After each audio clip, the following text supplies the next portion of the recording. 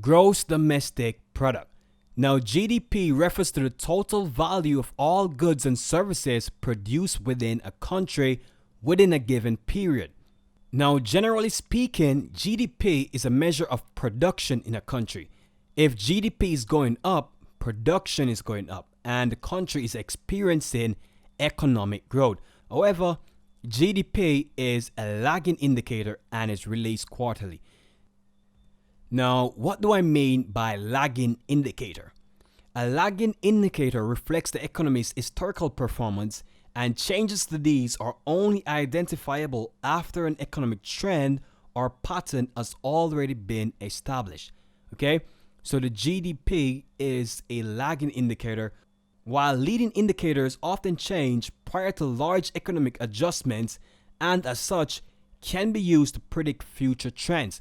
Examples of leading indicators are retail sales, market PMI, because these change prior to large economic adjustments, while examples of lagging indicators are GDP and consumer price index, the CPI.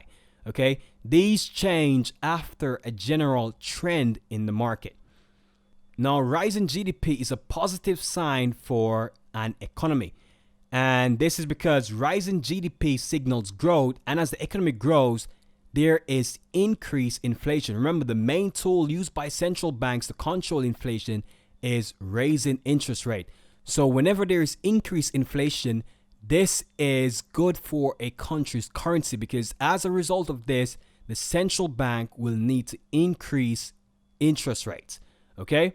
And central banks need to increase interest rates because rising inflation can stop the growth in GDP. And this is because if prices are rising too rapidly, the cost of goods and services may start to exceed demand.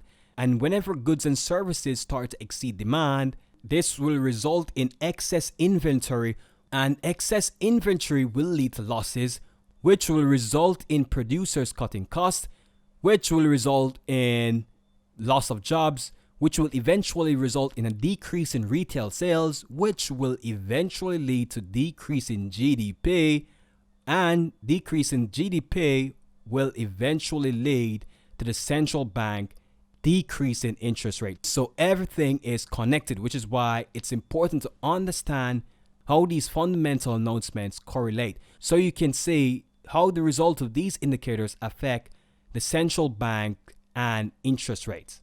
And remember, higher interest rates make money more expensive to borrow and thereby reduce spending by those producing goods and services. Okay? Lowering interest rates have the opposite effect. We will take a closer look at this when we get to interest rates. But remember the general concept. Higher interest rates make money more expensive, while lower interest rates make money cheaper, and hence encourages borrowing and spending.